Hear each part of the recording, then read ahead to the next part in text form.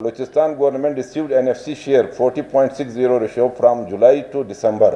जुलाई से लेकर दिसंबर तक हमने इस रेशो के हिसाब से हमें जो NFC के शेयर में मिला है। And January to June and face financial constraint even during flood relief operation. Zero recovery of PPL है, वो तो आपने ऊपर देखा कि ये हमारी जो 40.60 है। और PPL में हमने ये कहा था, हम बार बार यही कहते हैं कि जी PPL के साथ हमने एक सॉलिड स्टैंड लेना है। हम सुई सदरन गैस में, मैं आपको बता दूं, उसी वक्त हमें एक ब्रीफिंग दे रहे थे कि जी हम 21% अभी 50% हम गैस 15 साल या 20 साल पहले हम पाकिस्तान को दे रहे थे। अभी रिसेंटली हमारी पोजीशन यही है कि हम 21% सप्लाई ऑफ गैस पूरे पाकिस्तान को दे रहे हैं, और उसमें बलूचिस्तान को कितना हिस्सा मिल रहा है? 4%। हमें सुई सदरन गैस वालों ने बताया कि जी हम 4% गैस आपको दे रहे हैं, और हम आप पे ये एहसान कर रहे हैं कि सर्दियों में जब ज़रूरत होती है बलूचिस्तान को ज़्यादा गैस की सप्लाई, तो हम पंजाब और सिंध से खट के आपको दे रहे हैं और ज़्यादा आपको दे रहे हैं, इसलिए आप पे एहसान कर रहे हैं। मैंने एक सवाल किया, मैंने कहा जो 21% गैस निकलती है बलूचिस्तान से, तो उसमें हमारा कितना हक बनता है? आपने 4% दिए, तो मुझे न सिंध से चाहिए न पंजाब से कट करना चाहिए, मुझे अपने 21% जो रिसेंटली आज के दिन में 21% पाकिस्तान का टोटल गैस का 21% सोई सदरन हमारा गैस निकलता है जो PPL लेके जा रहा है पाकिस्तान। मैंने कहा 4% से मुझे 10% दे दो, और उसकी कमाई कौन ले जा रहा है? आप कितना बिजनेस इस पे कर रहे हो? आपने रिकॉर्डिक में भी शेयर होल्डर्स हो, आपने फॉरेन कंपनीज में भी अपने शेयर होल्डर्स हो, आप मेरे पैसों से बलूचिस्तान से कमाई करते हैं, और PPL कमाता है पूरे पाकिस्तान को, फेडरल को दे रहे हैं, और हर जगह आप यही कर रहे हो।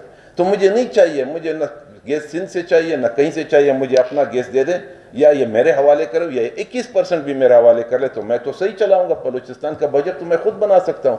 मुझे फिर NFC में भी आप शेयर देते हो या नहीं देते हो और बात है।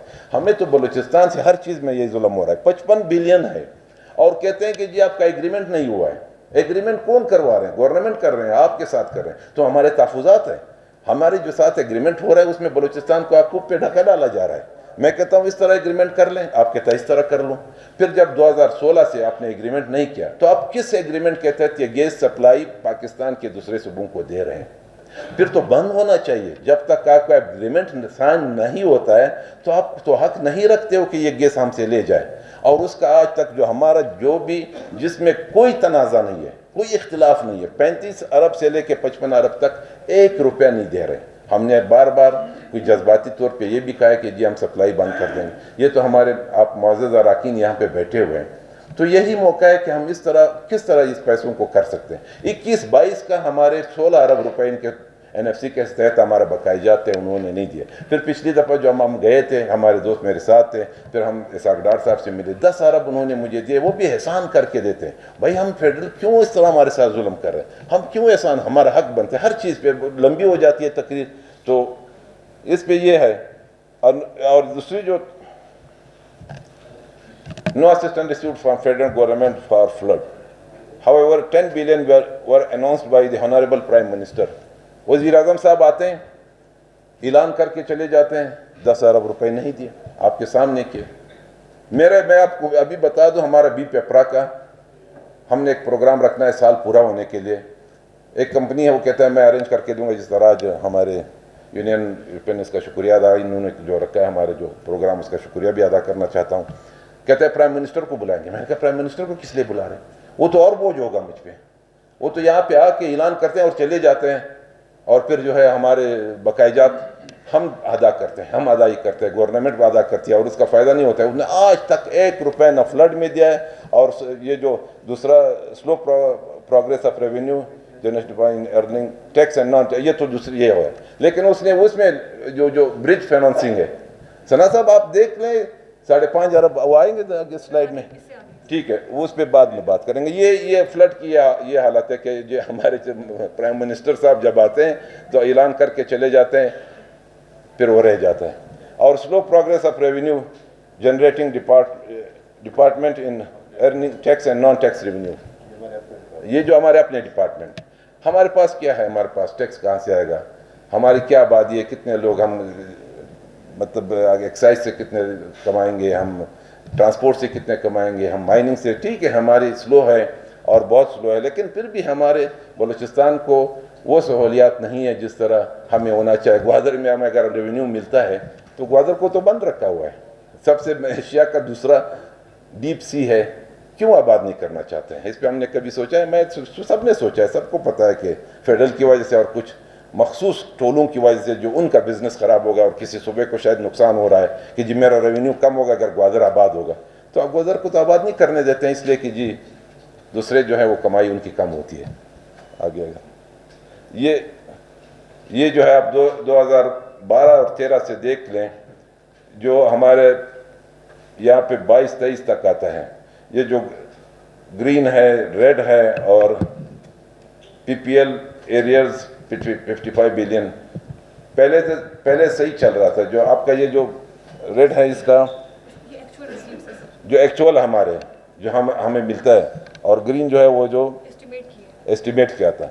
यहाँ हमने एस्टिमेट कितना किया है 22-28 और जो 22-23 में, और हमें मिले जो है रेड वो कितने मिले, और वो जो बकायजात है जो येलो है वो तो बकायजात में आते हैं, हाँ बकायजात येलो है वो नहीं, तो हमारा इतना फ़र्क है। दूसरे में देख लें थोड़ा थोड़ा फ़र्क आता है, लेकिन इस साल हमारा बहुत फ़र्क हुआ है, वो इसी वजह से कि हमें फेडरल जो है जो पूरा हमें अपना शेयर जो है कंप्लीट करके नहीं देते हैं, उसमें मसले पैदा होते हैं, और जो ऐलानात होते हैं वो भी पूरे नहीं करते हैं। दूसरे जो मद में आते हैं रेवेन्यू वो जनरेट होते हैं वो भी कम होते हैं।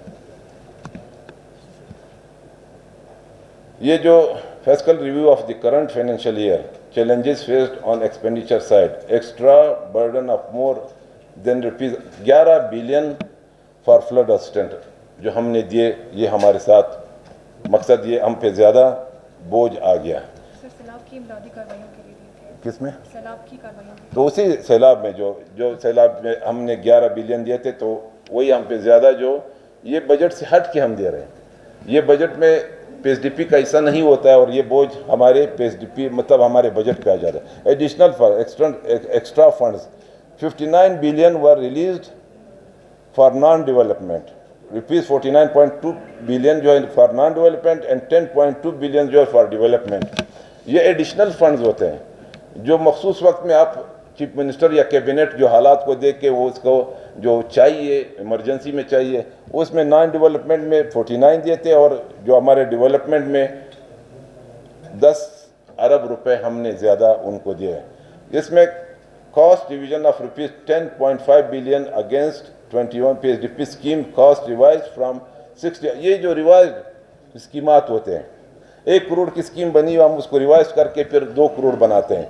असल जो था 10 बिलियन था, 10 अरब रुपए हमारे थे, और उसको रिवाइज करके जो हमने बढ़ाया तो वो 27 अरब तक पहुंच गए।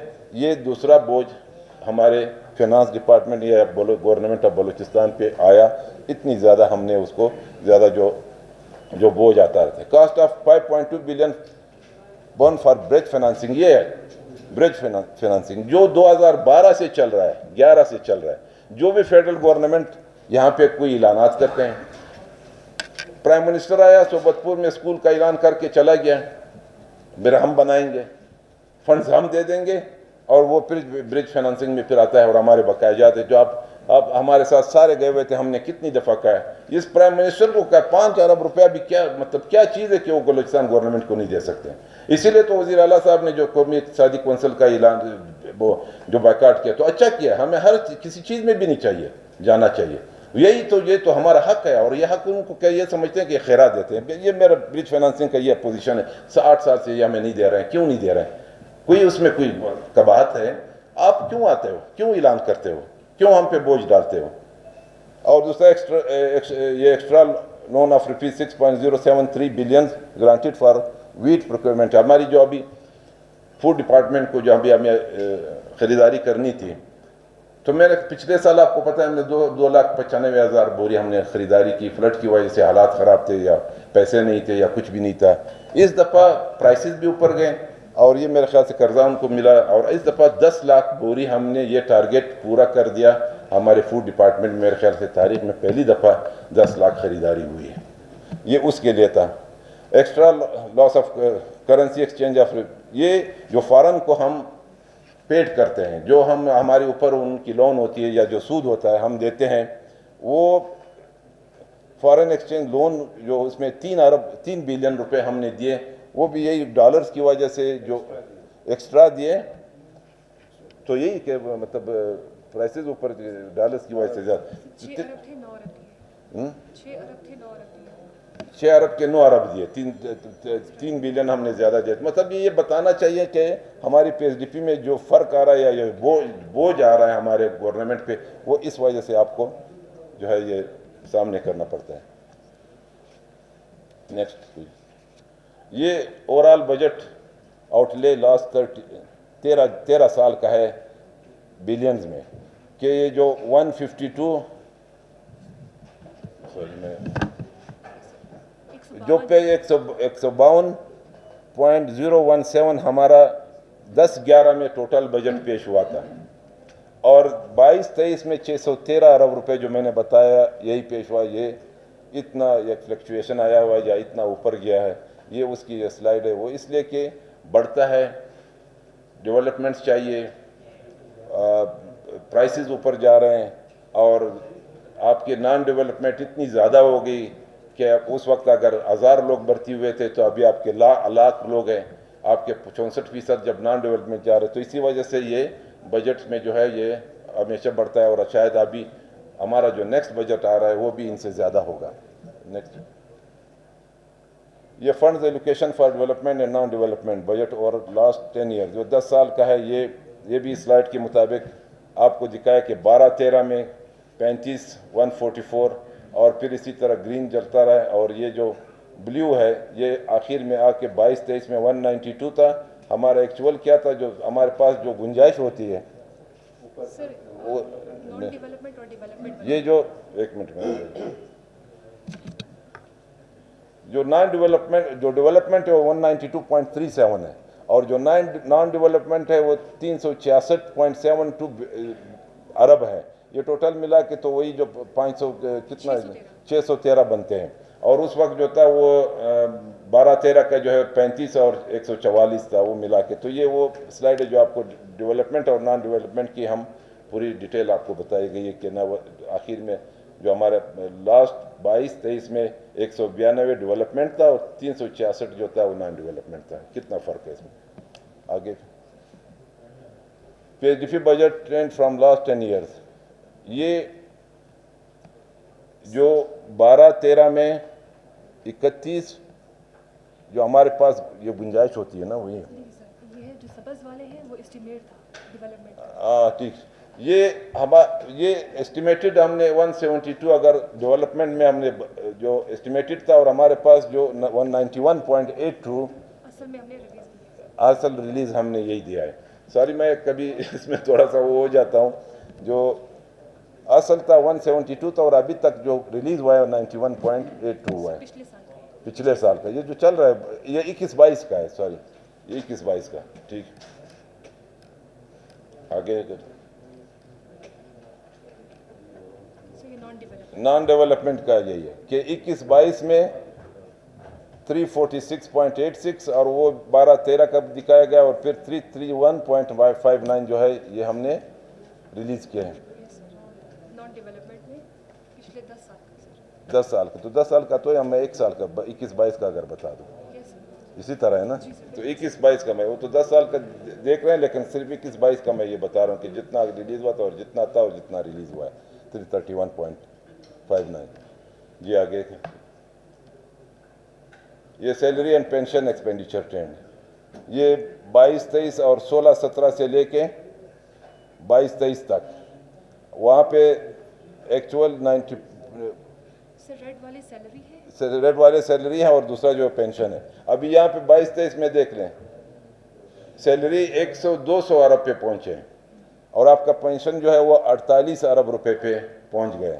इतना फ़र्क आया कि 16 और 17 में क्या पोजीशन थी, अभी कितना 1, 2, 3, 4, 5, 6, 7 साल के दौरान हम 95 और 17 से ले चले गए 200 पे और 48 पे, तो ये तकरीबन 300 अरब तक पहुंच रहा है।